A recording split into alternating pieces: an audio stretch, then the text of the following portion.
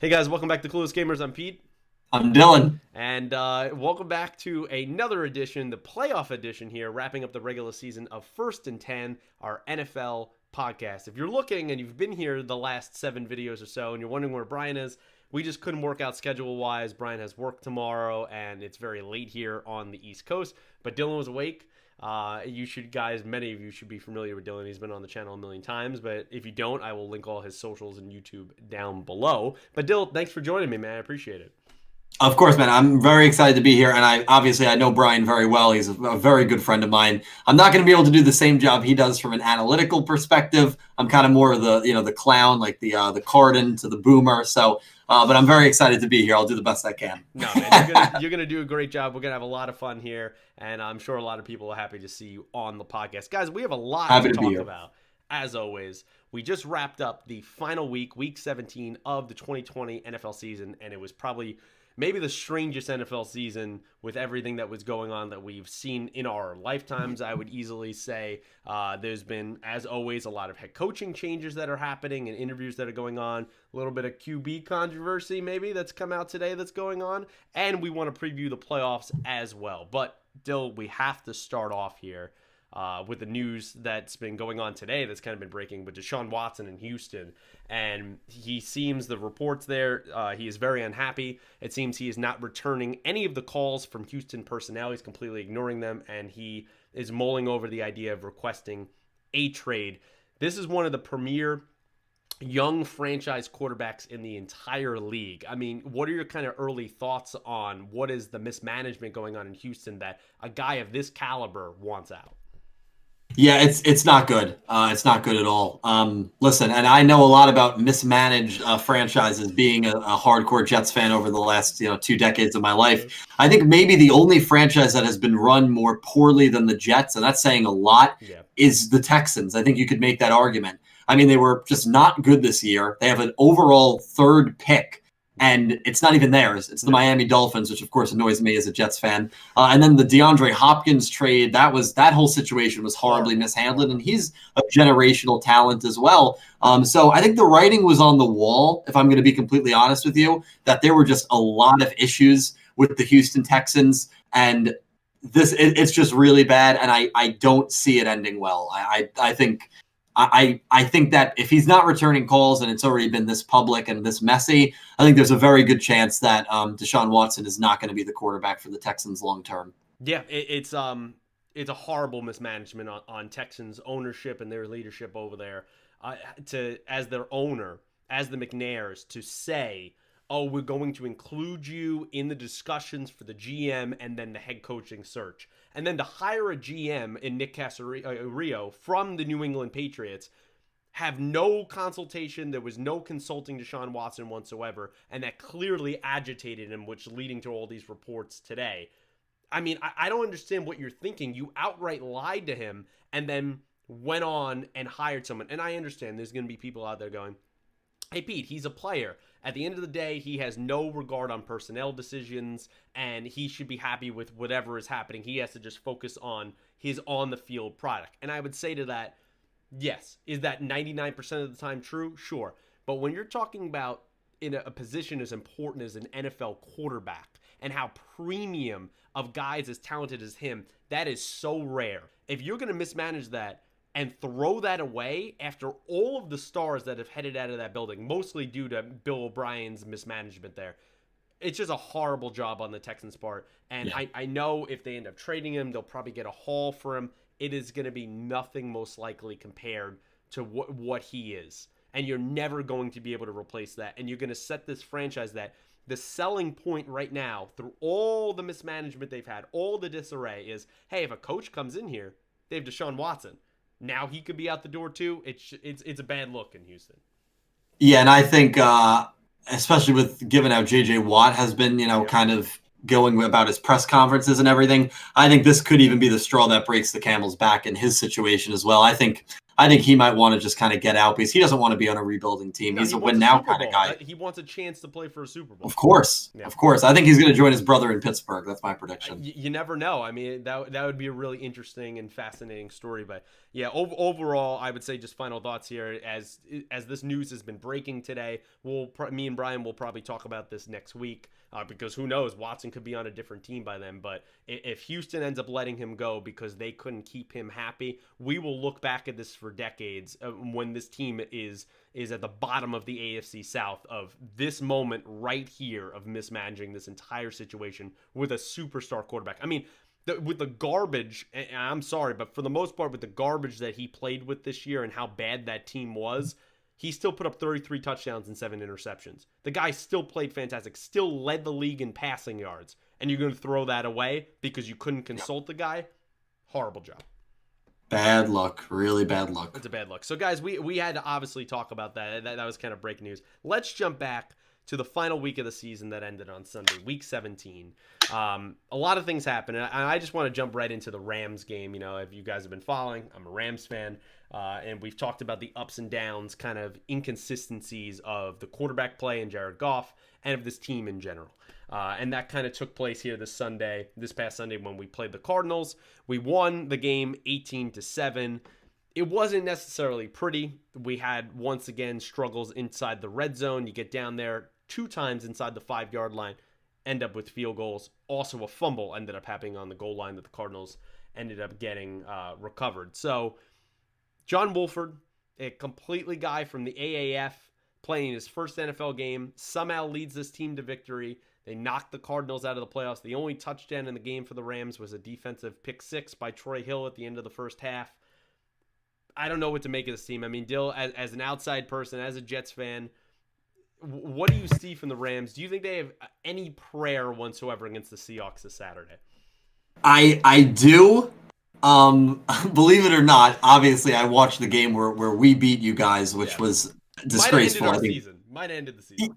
Yeah, I mean, I think you would admit it was disgraceful. I think they do only because it's the Seahawks. And I know that might sound weird, but with these kind of divisional matchups, they've already split on the season. I know it's not going to be Goff.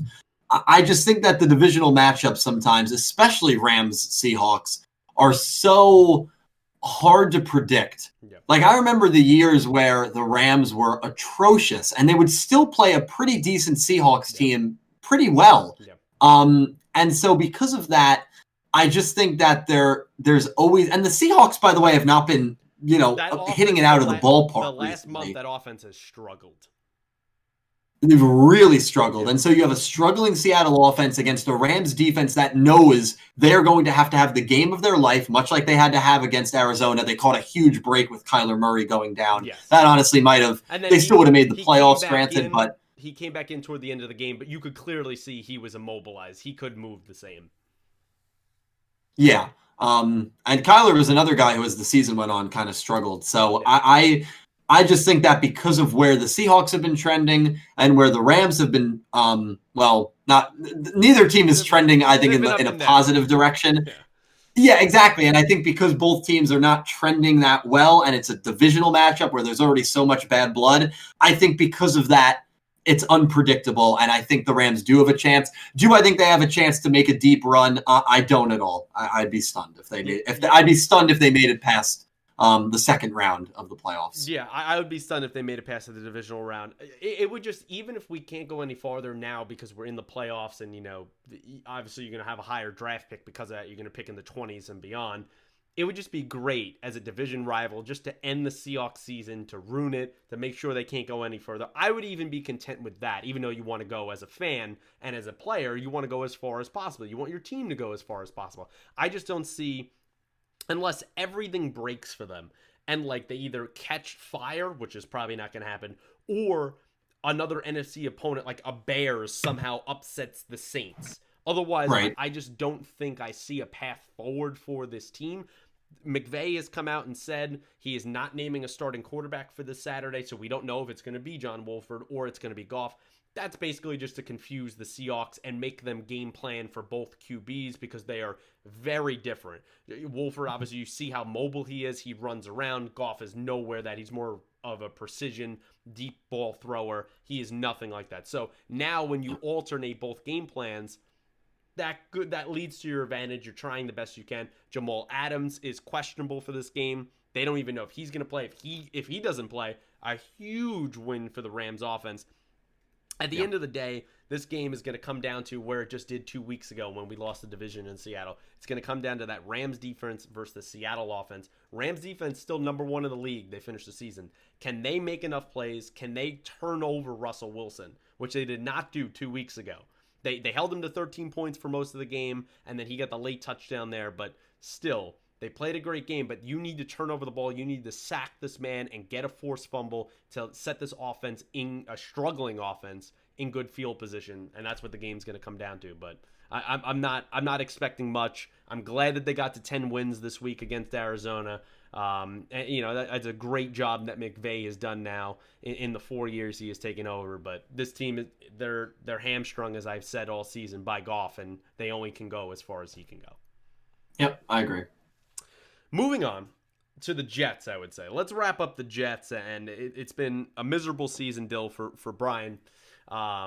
You're a Jets fan as well, so it perfectly works. They're in the game. They're leading at 1 point, 14-7 against the Patriots this week. They end up losing 28-14. A Patriots offense and team that has massively struggled this season. But I picked you guys. I don't know if you saw the show last week. I picked you guys to win. I did. Not a good pick. To get a thing. That was the only time I picked the Jets all season. You won 2 in a row. I thought maybe you would finish with 3 in a row. Gase is one of those 6 coaches that I led off at the top of the show that has been fired. How are you feeling about Gase being fired, and what was your overall thoughts on the season as a Jets fan? The season was, obviously it was horrible. Yeah. But I think that the future, I'm more, and maybe it's me being a sucker, but I'm pretty optimistic on the future. We have a plethora of draft picks, and I really believe that Joe Douglas is a very good selector when it comes to draft picks. I thought we had a very good draft last year. Mekhi Becton looks like a stud. And Quinnen Williams, he had a great season this year. The one obvious Denzel Mims too. And Del Mims looked great as well. He had some great catches when he came back from injury. And I think our receivers, Jamison Crowder, Perriman, I don't think we have a bad receiving core. No. The running back is going to be a question. We can't rely on Frank Gore, so we got to, try and fill that void or maybe use one of the younger guys that we have.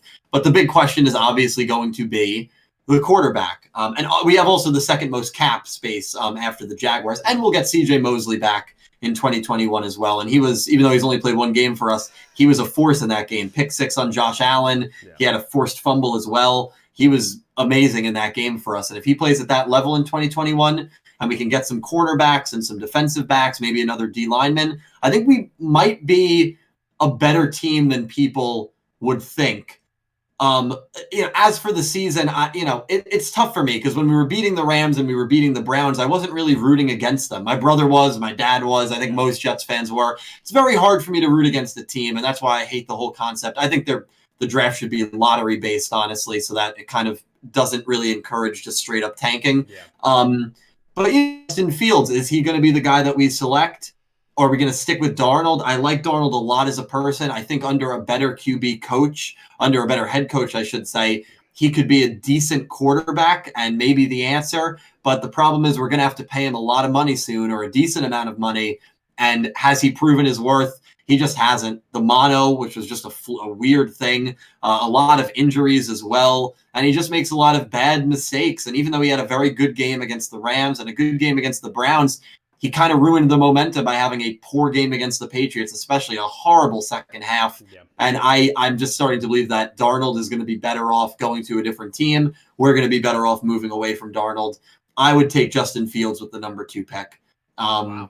He played great against Clemson. We'll see how he does against Alabama. If he lights it up against Alabama, there is no question that you just have to take him and get Eric Bieniemy or like the Bills offensive coordinator, get an offensive guru and see if it'll work. But I'm more optimistic about next year than probably 95% of Jets fans. Yeah. But this year was horrible. And knowing you all this time, I'm not surprised by that. Yeah, it's going to be interesting. It's going to be interesting to watch what's going to happen, of how Justin Fields is going to play, what's the hype that's going to be around that. And that is you nailed it. That's going to be the big question. I think I can make a legitimate argument of the other side. You stick with Darnold, you trade this number 2 pick, and you build up hype to get Get a someone bunch to of move picks. up for a Justin Fields. You get a Yeah. plethora of picks. Joe Douglas, he's been a great GM so far in his 1 year, and this team, bottom line, has some pieces, but there's a lot of holes on this Jets roster. And if you can get the more picks you can get, the more chances you have on hitting on guys. And if you have someone who is being that proper GM and is making the correct picks, hey, maybe next year you surprise and you're a 6-10, 7-9 team. And the next year you can make that leap. I mean, that can legitimately be possible, but I think it comes down to, do you have confidence that Darnold is going to be able to stay healthy and is going to be able to improve his decision-making with a better head coach? And I think you can't put all this on the feet of Darnold, right? No. At the end of the game, against the Patriots, he goes 266, 1 touchdown, 2 picks. Turnovers have been an issue. Staying healthy has been an issue. And you can't look at it where Gase is, he came in as this QB guru, right? He was set up like that in Miami. Well, how is Ryan Tannehill doing in Tennessee over there without Gase? What has his career been since he's been apart from Gase? Gase comes to New York.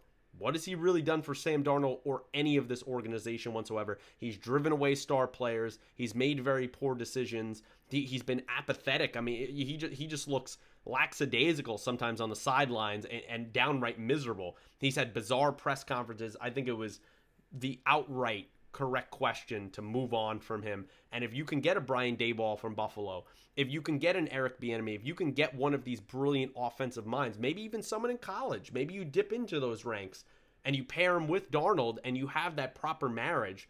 We've seen how that's worked out in the NFL so far, and that could be Jets. They could catch a lightning in the bottle. They just have to commit to a plan and they have to stick to it, and that's been a problem with them in many of the recent years. Yeah, absolutely. I would say, and I don't know if most people would agree with me, I think the head coach hiring is more important than the decision between Darnold and Fields. That's the most important thing. Absolutely. Doesn't matter who the QB is. Yeah, especially if it's going to be an offensive-minded guy that could possibly be the play caller. You need to get that right whatsoever. I know they interviewed a couple defensive players, one of them being the Rams' current defensive coordinator, Brandon Staley. I don't know if necessarily going defense. You've seen what that worked out with a few years ago with Todd Bowles. I know every player is different, but I think right now in the NFL, we see offense is usually everything. And when you have a young QB, whether you draft someone or you stick with Darnold, you need to pair them with a, quote unquote, brilliant play caller. And I think they need to look more offensively. I think that's the way they go. The bottom line is, at the end of the day, with 6 positions open, you could probably argue the Jets are the 4th or 5th best job to take. There's a lot of more interesting jobs out there between the Chargers, Jacksonville, even Houston, depending on what happens with the Watson situation. There's a lot of questions going into 2021 for the Jets, but not a great way to end the season. And you don't even get the number 1 pick. All in all, painful season for Jets fans. So I'm sorry, bud. It's all right. Used to it. Jets, Mets. You feel me with the Mets. Hasn't been easy for a while. Yeah, I just hope it's all worth it one day. That's all. I know. I mean, it's insane to think that you've not had it in your lifetime. You've never had a home playoff game for the Jets. It's never happened. No. Yeah. No. Maybe one day. I'm starting to worry that it'll never happen, honestly, and then I'm going to be 60 years old and say, well, I always wanted to go to a Jets home playoff game, and I will never see it happen. I know that's the genuine fear. You see that around the league. I'm starting to get worried. As I'm getting older, I'm starting to get worried. You see that in places like Detroit, in Cleveland, not making right. good runs. The first time they're in the playoffs now in last 17 years, and that's not even a home playoff game. It becomes scary when you realize your only Super Bowl appearance and win was 1969. It starts getting a little worrisome. It definitely does. It definitely does. And I know we've made the AFC Championship 3 times since 2000, but still. Yeah.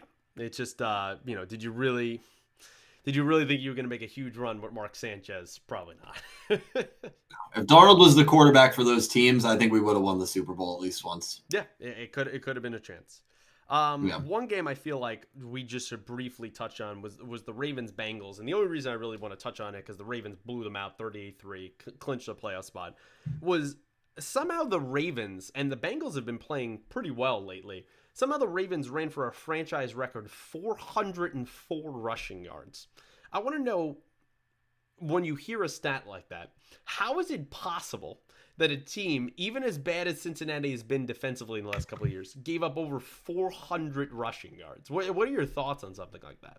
It sounds like a college stat, doesn't It it? doesn't Like even that's make any something sense.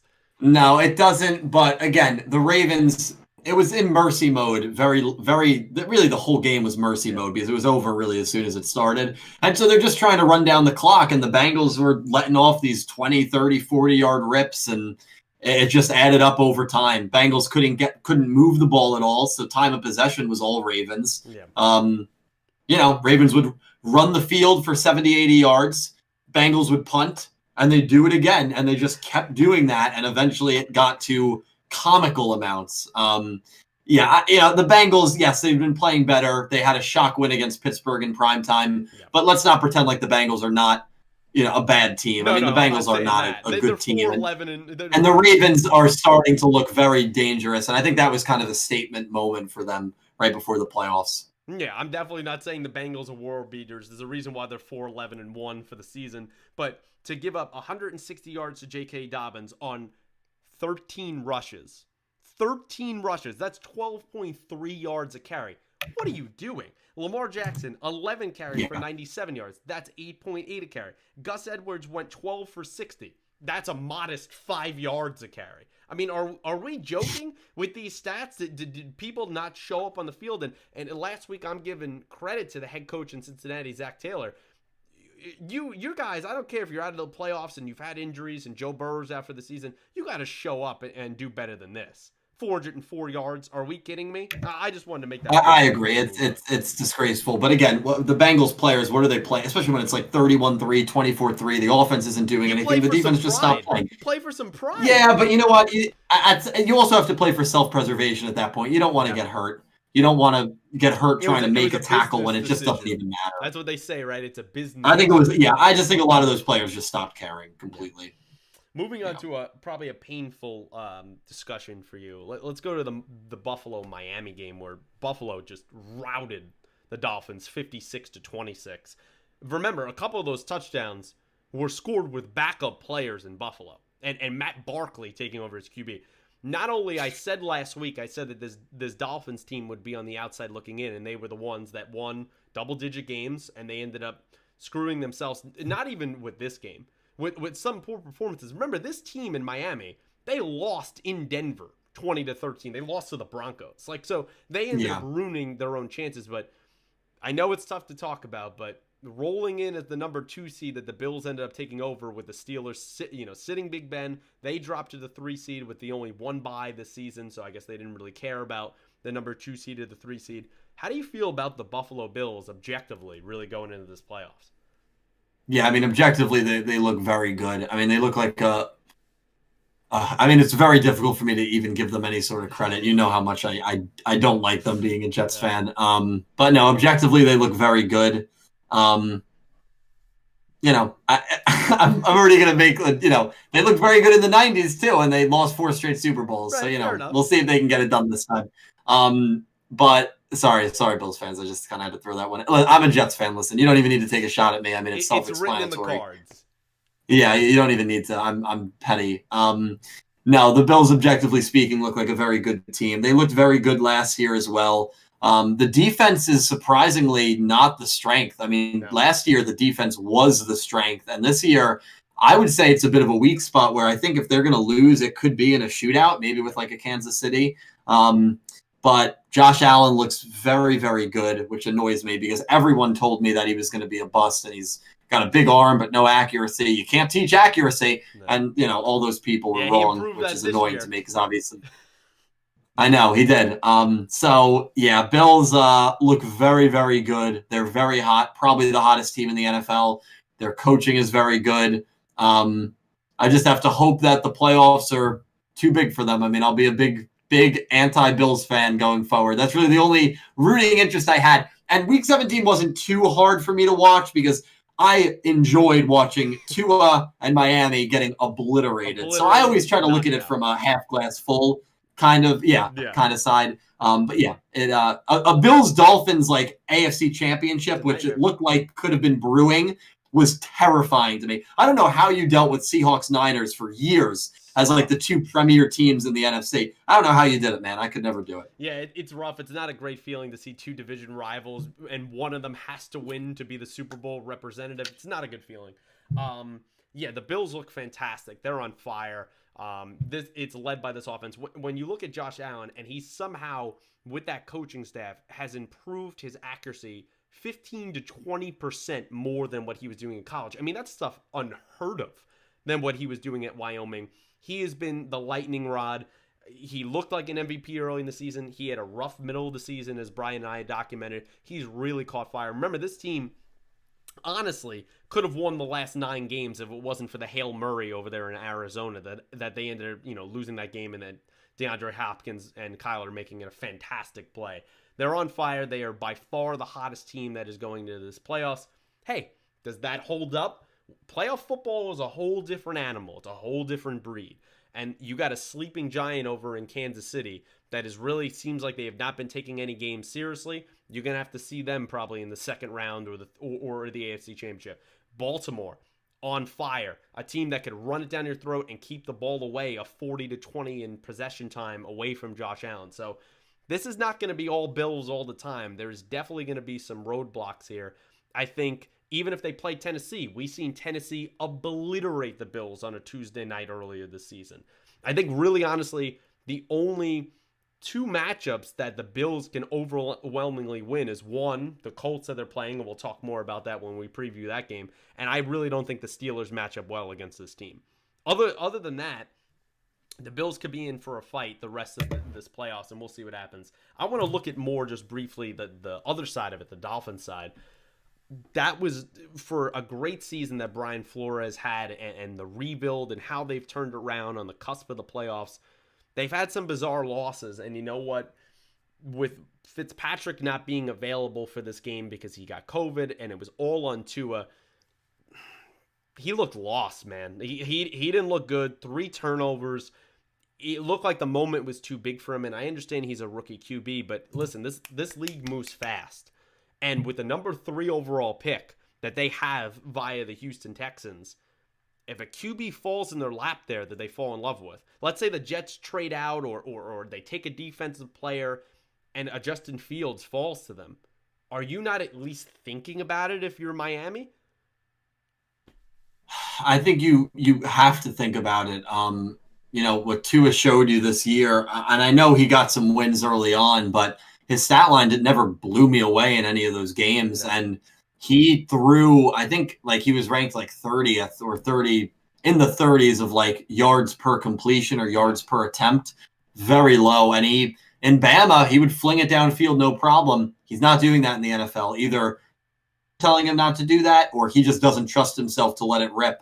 I saw one guy, I think it was on Colin Cowherd's show, who like analyzes film, say that there have been plenty of times where like there are guys open that Tua is just not seeing, or he's afraid to make the throw because it's like 20 yards downfield. That is not a good sign. Granted, those are things that you can improve on, right. But I would say that he is a rookie. But when you look at Justin Herbert, when you look at Joe Burrow, and they're rookies as well, and what you see the things that they've been doing, right. It kind of puts pressure on Tua, maybe unfairly, but it does put pressure on him. And I think if you're the Dolphins, much like Arizona with Josh Rosen, I think you have to consider it. I think you have to. I think that's a fantastic comparison, dude. It's just, you have to, it's not even necessarily, I understand with Josh Rosen, I mean, they kind of admitted, hey, we whiffed on this. Boom, they picked Kyler. I think Tua has some talent, but it's the same thing I said when he was coming out of college. You have to beware people that are coming from massive college powers like in Alabama. Mm-hmm. And I know there's some people screaming at the screens right now and go, what about Clemson? You had Watson. We're going to have Trevor Lawrence. Sure. Those are far and few between. A lot of times you have people come out of Alabamas or your Floridas or whatever it is, USC's, and they don't look particularly as great as they did in college because they had some good coaching and they had, 7 of the 11 offensive pieces were first-round picks. That's not right. Great players around them. When you're selected high here in these NFL drafts, you are typically going to what? 99% of the time, a horrible franchise. who is picking there for a reason. It's very rare that you get like a Colts, let's say, where they were bad because Peyton Manning was hurt, so they get an Andrew Luck and you're in a decent franchise. That's a very rare situation that you were sitting in. And if a Fields is there, or a Zach Wilson that they fall in love with, or whoever it is, a Trey Lance, whoever it is, if they have that shot at 3 and they have not been happy with what happened with Tua, you definitely have to look at that. We've seen that Brian Flores is not afraid to pull the trigger and take Tua out, bench him, which is very dangerous that you could do with a rookie QB because you could worry about destroying their confidence. And he's all been about winning and put in the old gunslinger in Ryan Fitzpatrick. That might be something that formula is not going to last forever. If you want to compete in this division against the Bills, who seem to be an emerging superpower, in the AFC conference, which seems to be growing as a power way better than maybe the NFC, which is something that we haven't seen in past years, I think it's something that is worth a look. I completely agree. Some other games that we could talk about real quick here and just in bouncing around. I want to talk about the Chargers-Chiefs game. And the only reason I want to talk about it is the Chiefs, the only team that really had nothing to play for. They had the first-round bye. It was all locked up going into Week 17. They sat everyone. I picked the Chiefs last week. At that time, I should have realized that, and Brian did as well, that they were not going to start Mahomes. They started Chad Henne, and we've seen what the Chargers did to them, 38-21. With the coach in Los Angeles now, in Anthony Lynn, being relieved of his duties, and now that head coaching spot being opened up, what do you think of that potential job spot and kind of what you've seen out of Justin Herbert, who had, I would say, not even arguably, the greatest rookie QB season we've ever seen, set the record with 31 passing touchdowns? What do you make of the future of the Los Angeles Chargers?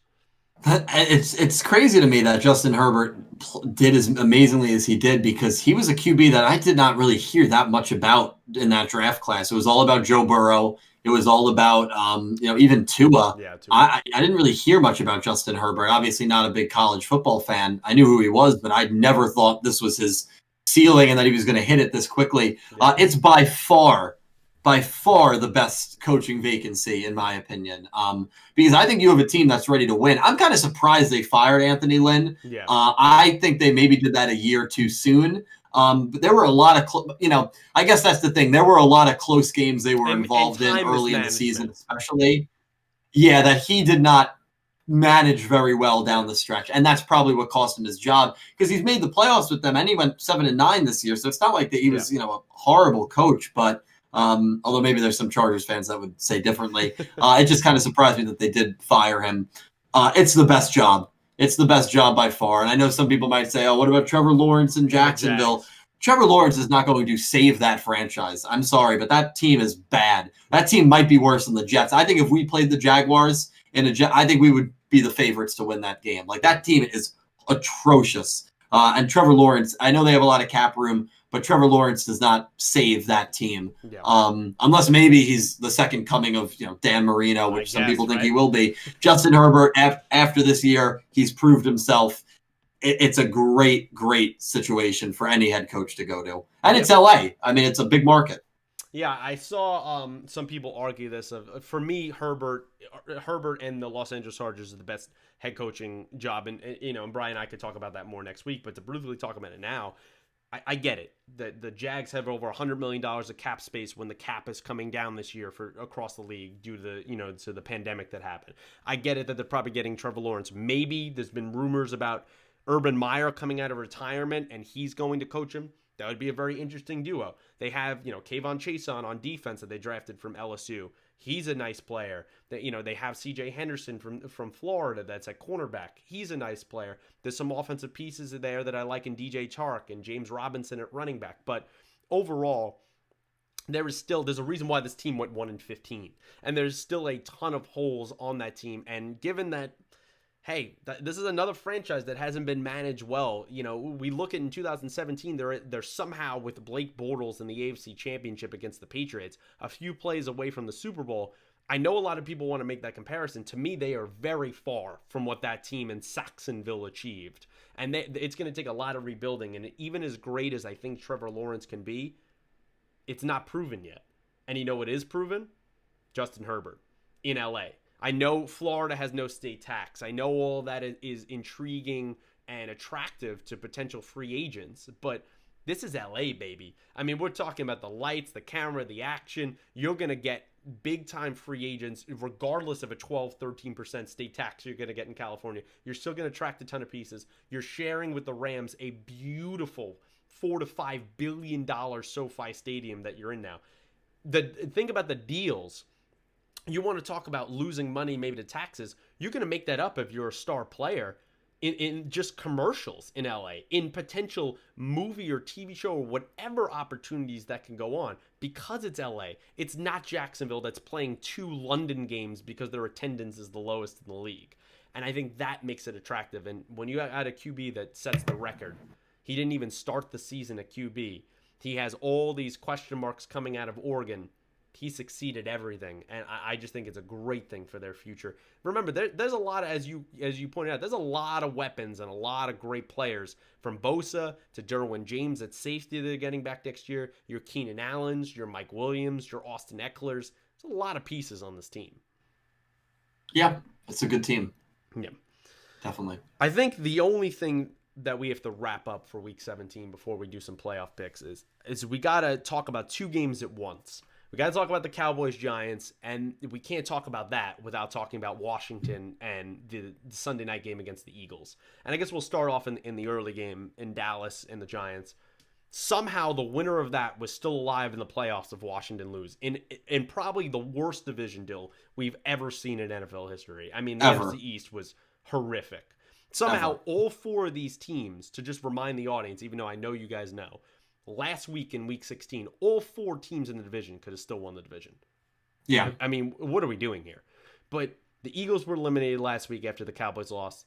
The Cowboys, with all the momentum, going in to play the Giants on a gimpy hamstring that Daniel Jones has going, and the Giants pull that out.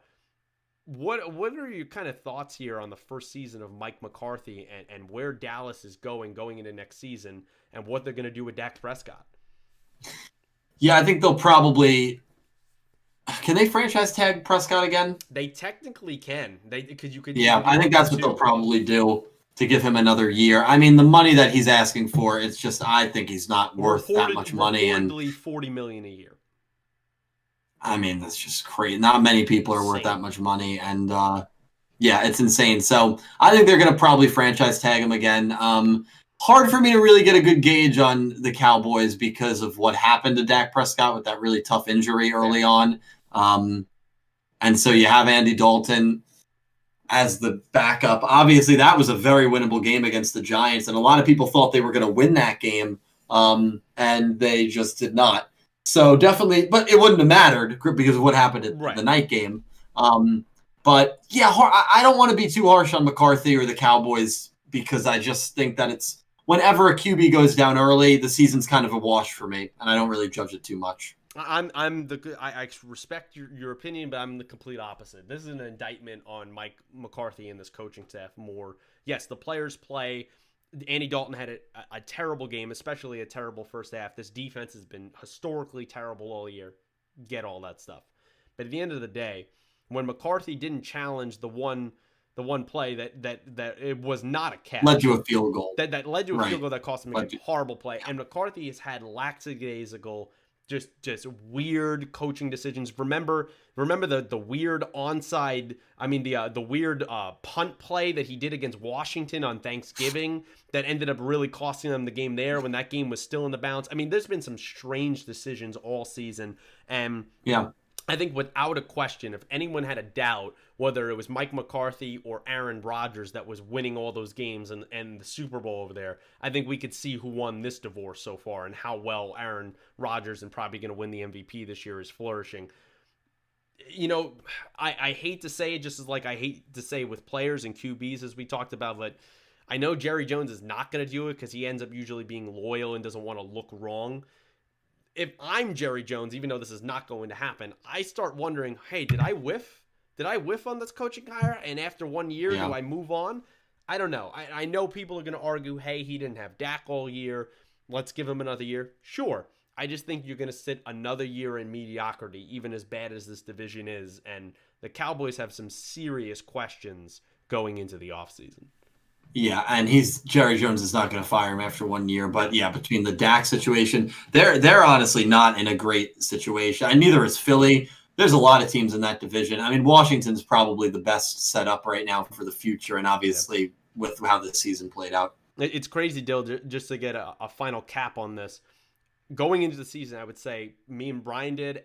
Almost everyone would probably say the two top teams in that division would be Philly and Dallas. You can now Yeah, argue going to next season, the two top teams in this division by far are the New York Giants and the Washington football team. By I far. would agree with that. I would agree with that. Yeah. Insane reversal of fortune that has happened. And hey, the Yeah. NFL, a lot of people say stands for not for long, and that happens. Yeah. Yeah. Going over to the other side of it, which obviously the win didn't end up mattering besides pride and record and playoff positioning, was the Philadelphia and Washington game. This game that was flexed into the Sunday night game, the final game in the regular season, division on the line. If Washington loses, the Giants are in. If Washington wins, they win in their third attempt of trying to clinch the division. This game was pretty in the balance still for most of the game. 17-14. The Eagles have it first and goal inside the 5.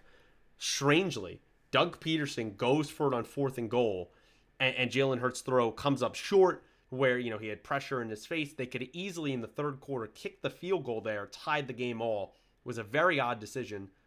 It gets odder when the next series, we're wondering, is Jalen Hurts, is he literally hurt? Is he injured?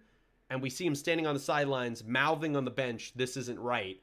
And Nate Sudfeld, a 6th-round pick in his 4th year on the team, comes into the game.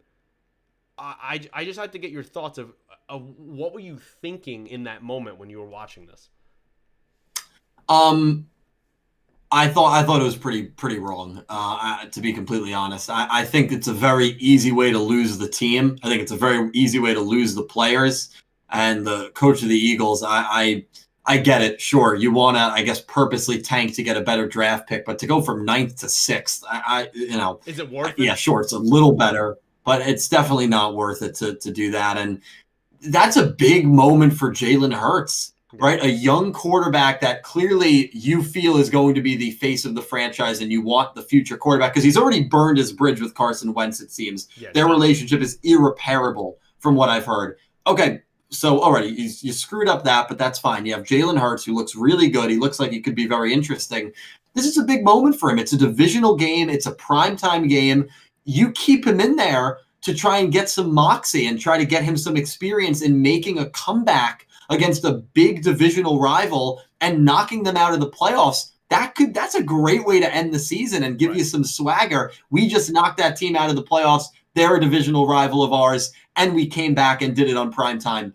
Honestly, your season ends on a pretty good note, but to just clearly throw the game away, I just thought it was not even from the Giants' perspective, which obviously if you're a Giants fan, you're fuming, and you gave them, bulletin board material for next season, which again, that's not good either. I mean, Joe Judge, I think he literally just stole the hearts of every single New York Giants fan with that speech. And you created that opportunity for him to give that moment and that speech.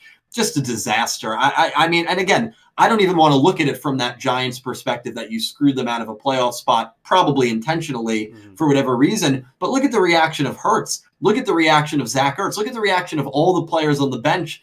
They're like, this isn't right. And that's literally what Jalen Hurts said.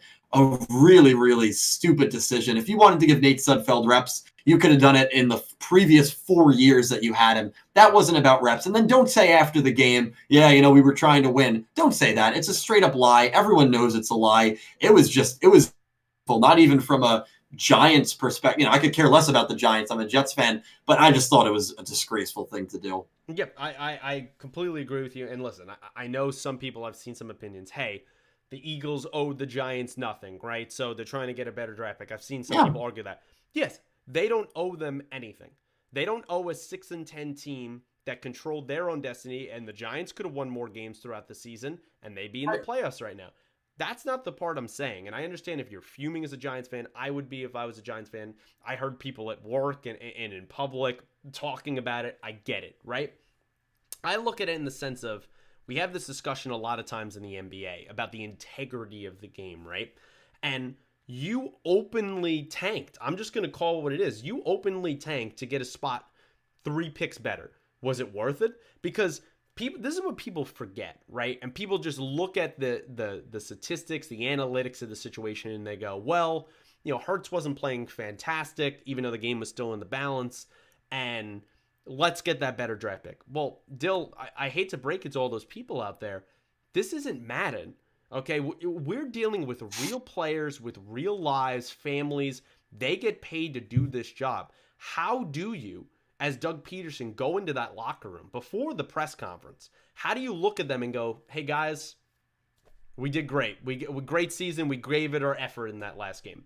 How do you look those grown men in the eye? They're professionals. And you say, I put you guys in the best position to win. I put you, Nate Sudfeld, in the best position to win. I just threw you out there, threw you to the fire, made you look terrible. I put you in the best position to win. You can't in any way, shape, or form convince me that Doug Peterson can rally those guys. And listen, there's been rumors, there's been rumblings over the past couple seasons about Doug Peterson's job security. I know he supposedly had a meeting with the owner, Jed Lurie, and Jeffrey Lurie, and saying that he's going to keep his job, he's going to be there next season. Great for you. The only reason you're really going to probably be there is you're still resting on the laurels that you delivered Philadelphia their only Super Bowl championship ever in 2017, which you won with a backup QB. You made all the perfect moves and you pushed all the perfect buttons. You've reportedly burned your bridge to the ground with Carson Wentz. He is asking for a trade. I don't see any way, shape, or form, even with that contract he has brought back after you guys gave him. And Howie Roseman, the GM, you gave him that contract.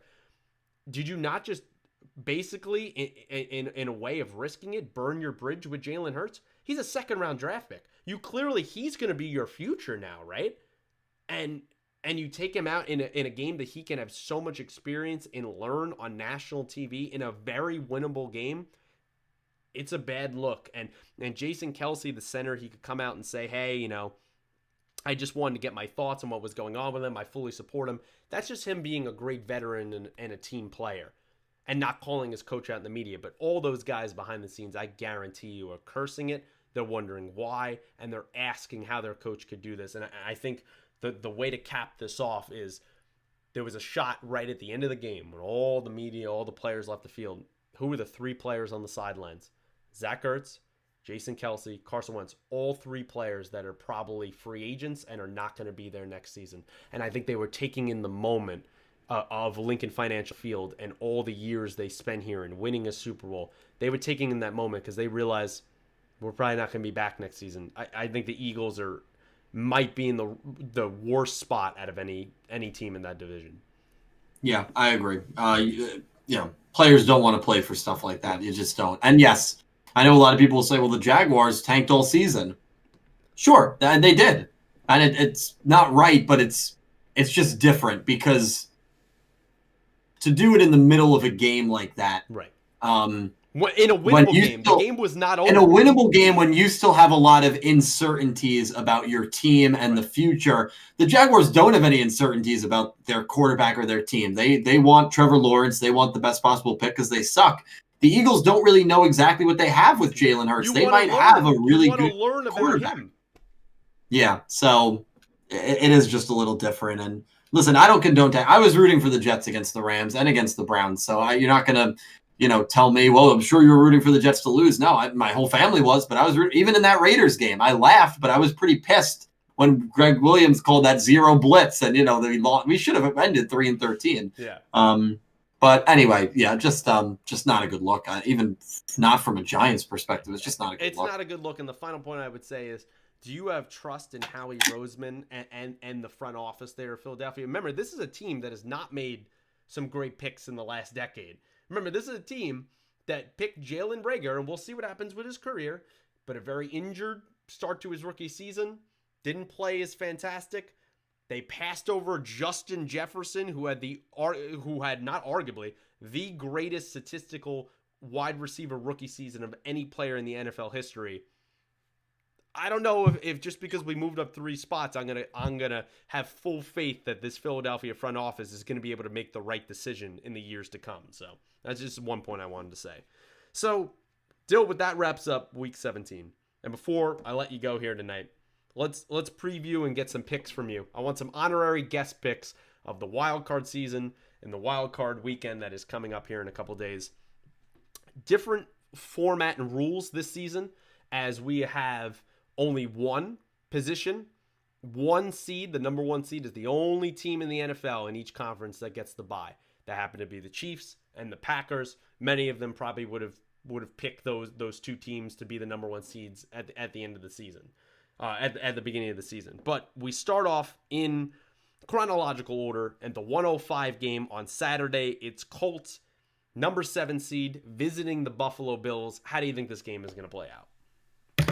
Well, how do I want it to play out, or how do I think it's going to play out? How do you think it's actually going to play out? We know how you want it to. Yeah, I think the Bills are going to win kind of comfortably, to be honest. I think it's going to – I would say they're probably going to win like 31-21 maybe. That's probably a good score. But maybe the Colts get a garbage time touchdown late. I ultimately don't think it's going to be that close. I hope I'm wrong, but the Colts have not been trending in the greatest direction either recently. They got off to a very good start, and then they've kind of just been, I think, sputtering to the finish line. And the Bills are just the hottest team in the league. So and there's going to be fans in Buffalo for the game, right? I read that. So, they're going to win pretty comfortably, I think. Yeah, I 100% agree. First home playoff game for the Buffalo Bills since 1996 when they were in their dominance there in the Jim Kelly era. I don't expect this game to be close. I think this is one of two games.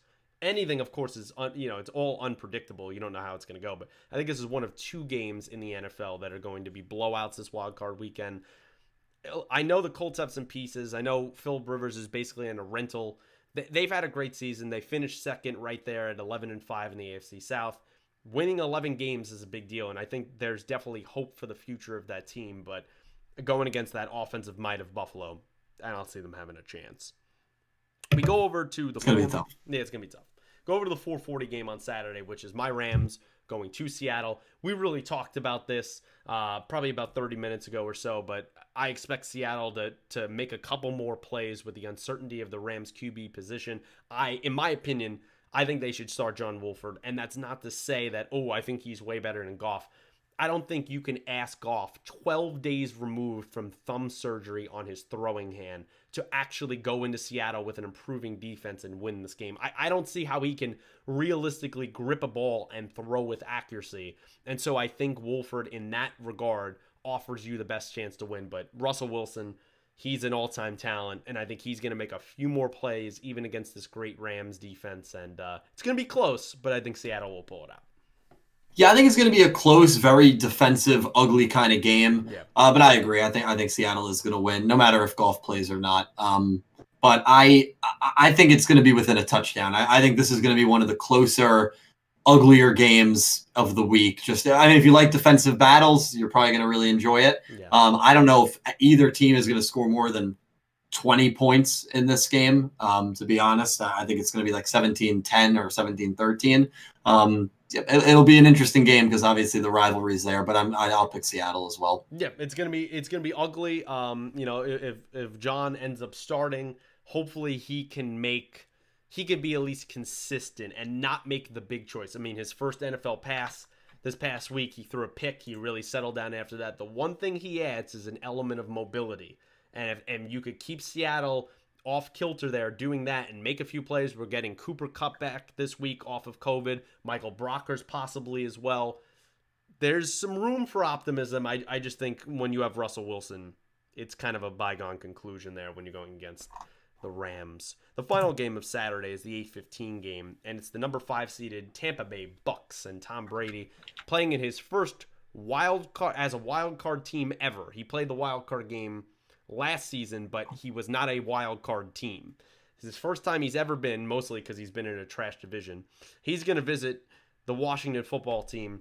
What do you think is going to happen in this game with Chase Young kind of calling out Tom Brady this week and saying that he wanted him and then kind of walking back those comments a little bit? How do you think this game is going to play out? Yeah, I think that the Buccaneers have low-key caught fire recently. It sucks because I was, obviously Tom Brady, I'm a Jets fan. So I'm always probably going to root against him, even though I do have a lot of respect for him as a player. I mean, probably the best quarterback ever. I I first of all, Chase Young should not have made those comments. I think it No. was smart to try and That's walk that them bulletin back board because material. you cannot give Brady anything like that. But I think the Buccaneers are gonna win. I'll get them by a touchdown, but I think the Buccaneers are gonna win. I don't give the Redskins that much of a chance. Yeah, I think Washington, ultimately with Alex Smith starting, we see he's definitely the comeback player of the year. He's been an incredible story, but as a player, his mobility is clearly limited, as you would expect of a guy who's had 17 leg surgeries. And that's gonna allow the Bucs defense to do what they do best. They rush the passer. And I'm just gonna cringe every down for him and hope things work out. But Washington's their front seven is probably arguably the best in the league, if not the best in the league. But that back end, much like Tampa Bay, is susceptible, and they're not going to be able to make enough offensive plays there with Alex Smith. And Tom Brady, the GOAT, is going to be able to do that. So I think this game is actually going to be closer than people think it's going to be, and it could be a very defensive, a lot of sacks kind of matchup. But at the end of the day, you got to trust the GOAT to win the game, and pretty much anyone that was going to play the NFC East division winner was going to get a win, and it just ends up being Tampa Bay. Yeah, of course. Going over to Sunday, the first game, the 105 game, is the game that probably many, and definitely me, was hoping this would happen, is the number 5 seeded Baltimore Ravens are going to travel into Tennessee, into Nashville to play the Tennessee Titans. Still, there's no way to mince words. These two teams don't like each other at all. There has been very quickly in the last couple of years a heated rivalry that's kind of been renewed of the old 90s and early 2000s rivalry when it was like McNair and Eddie George and Ray Lewis and Ed Reed. That's kind of been renewed now here with Tannehill and Derrick Henry and Lamar. We've seen earlier this season Tennessee went into Baltimore, won in overtime. The game started at the beginning where the Titans players were kind of rubbing their cleats over the logo, completely disrespectful. Started a whole fight between Vrabel and John Harbaugh and the players. How do you see this game going to play out? And is you excited for this as I am? This is the game I'm most excited for, easily. And I hate that it's at 1:00 because I feel like it would be great, like a nighttime game. But this is, to me, the best rivalry in the league that is not a division rivalry right now. Especially with how the playoffs happened last year, and the Titans have beaten them both times. I predict that the Ravens are going to get their revenge. The Titans are a weird team.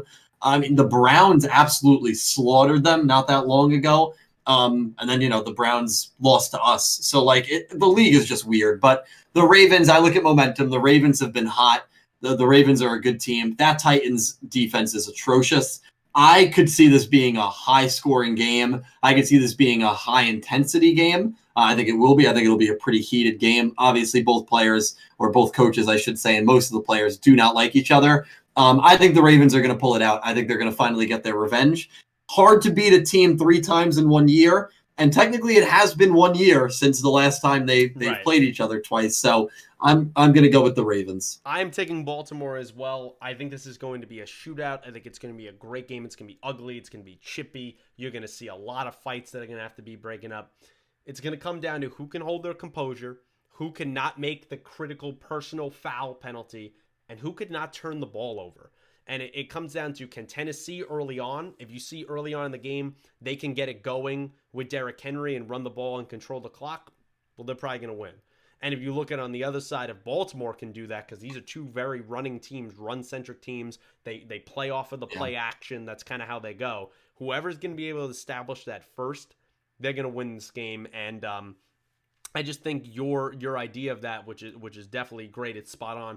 Momentum is everything. Remember, the Titans are not only a team that got blown out by the Browns, they lost pretty handily to the Bengals this season as well. They've had some strange games. They've been inconsistent, even though they're top 3 in scoring this year. And I think I'm just going to ride the Ravens, but I cannot wait for this game. I think it's going to be the best game possibly of this wildcard weekend.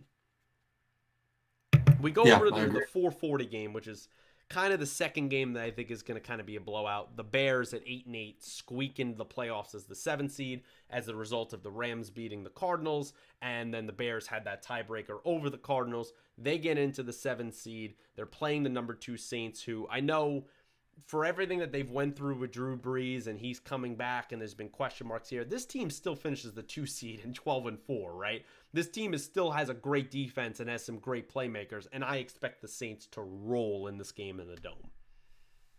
Yeah, I completely agree. I think the Saints are gonna. I think it's gonna. This is one of the two games that I think can get really ugly. So I'm gonna take the Saints to win this one pretty big and pretty comfortably. This is one of my probably my most confident pick, honestly.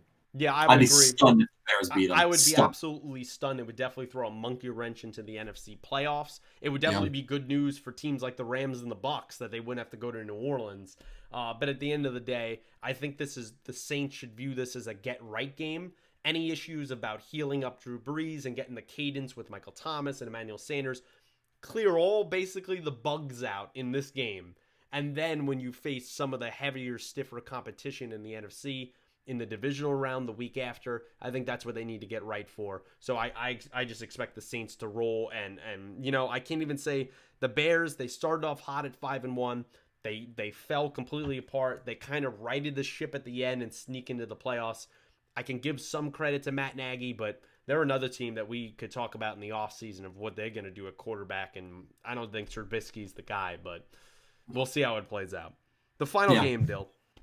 The 8:15 game on Sunday is another divisional matchup of a team playing for the third consecutive time and a team that just played, two teams that just played each other last week, and the Cleveland Browns going to Pittsburgh. What do you see is going to happen? The big story here, I would have to say, is Kevin Stefanski, the head coach of Cleveland Browns, and several members of that coaching staff will not be on the sidelines, will not be a part of this game. They all contracted positive. They were in close proximity of COVID. They will be out. Kevin Stefanski is the play caller of this offense. I think that incredibly inhibits the ability and hinders Baker Mayfield going into this game. How do you see it playing out?